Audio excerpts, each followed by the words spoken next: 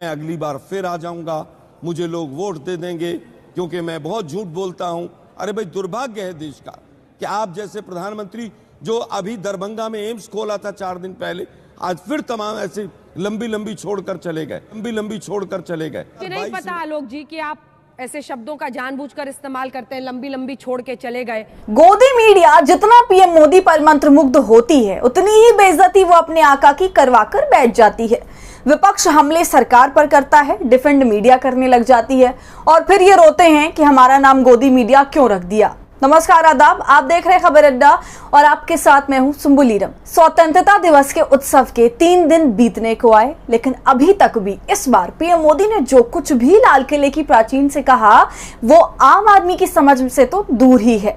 खुद बीजेपी वालों की भी समझ में नहीं आ रहा है कि पीएम कहना क्या चाह रहे थे। पीएम मोदी लाल किले से बोल रहे थे, बोलते ही जा रहे थे और बोलते ही गए, लेकिन बोलना क्या चाहिए था उसकी स्क्रिप्ट मोदी जी ने अपने आवाज पर ही छोड़ दी थी। ये तो अब साफ है, बिल्कुल साफ है। ये मोदी जी का भाषण किस कदर का एक फ्लॉप शो था, इसका अंदाजा आप इसी बात से लगा लीजिए कि उन्हीं के मंत्री दर्शक दीर्घा में बैठकर उबासियां ले रहे थे। लेकिन मंत्री भले सो रहे हो, मगर कोई था जो मोदी जी के लिए जाग रहा था और वो कोई और नहीं बल्कि गोदी मीडिया थी। और वो इसलिए क्योंकि बेचारों के कंधों पर ही पूरा दारोमदार था कि पीएम मोदी के बिना सिर पैर वाले भाषण से किसी तरह कोई मास्टर स्ट्रोक वाला एंगल निकालना जरूरी है ताकि जनता को पिलाया जा सके। लेकिन तभी आज तक पर पीएम मोदी को लेकर कांग्रेसी प्रवक्ता आलोक शर्मा ने एक टिप्पणी कर दी और इस पर मोदी जी को डिफेंड करने के चक्कर में गोदी media anchor Anjana self goal कर बैठी। तो अब समझिए कि आलोक शर्मा ने कहा क्या।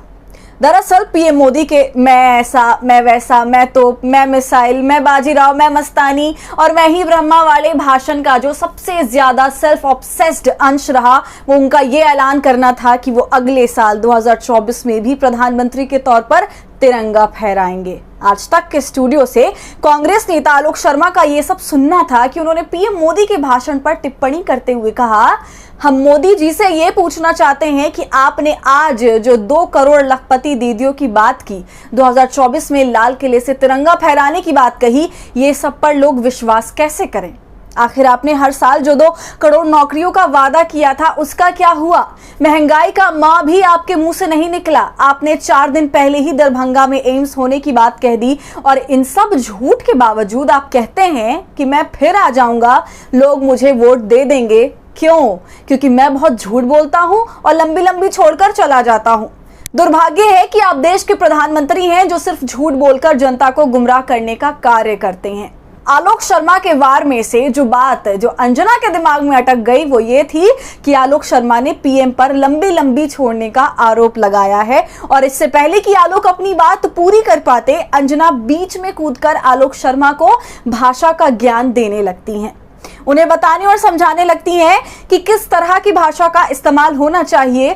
मोदी जी की तस्वीरों से लहालोट हुए आज तक की स्क्रीन के पीछे से अंजना और आलोक शर्मा के बीच की बातें सुनाई पड़ती हैं, जिसमें अंजना मोदी जी की तस्वीरों की आड़ में मोदी जी को डिफेंड करते हुए कहती हैं कि पता नहीं क्यों आप ऐसी भाषा का इस्तेमाल कर रहे हैं कि पीएम मोदी लंबी छोड़कर चले गए। नहीं पता आलोक जी कि आप ऐसे शब्दों का जानबूझकर इस्तेमाल करते हैं, लंबी छोड़ के चले गए। मासूमियत देख रहे हैं आप अबोध अंजना ओम कश्यप के सवाल का।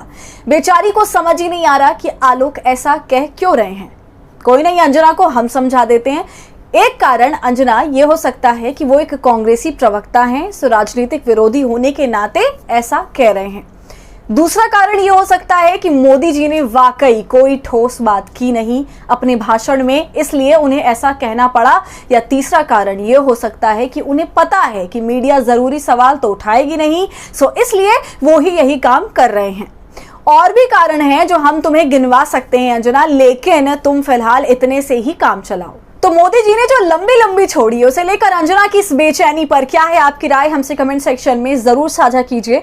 और हमारे फ्री जर्नलिज्म को आपके सपोर्ट की जरूरत है, वो तभी होगा जब आप जितना ज्यादा थैंक्स बटन का इस्तेमाल करेंगे और इससे हमारी हौसला अफजाई करेंगे। साथ ही अगर अब तक आपने हमारे चैनल खबर अड्डा को यूट्यूब पर सब्सक्राइब नहीं किया है तो इसे अभी कर लीजिए।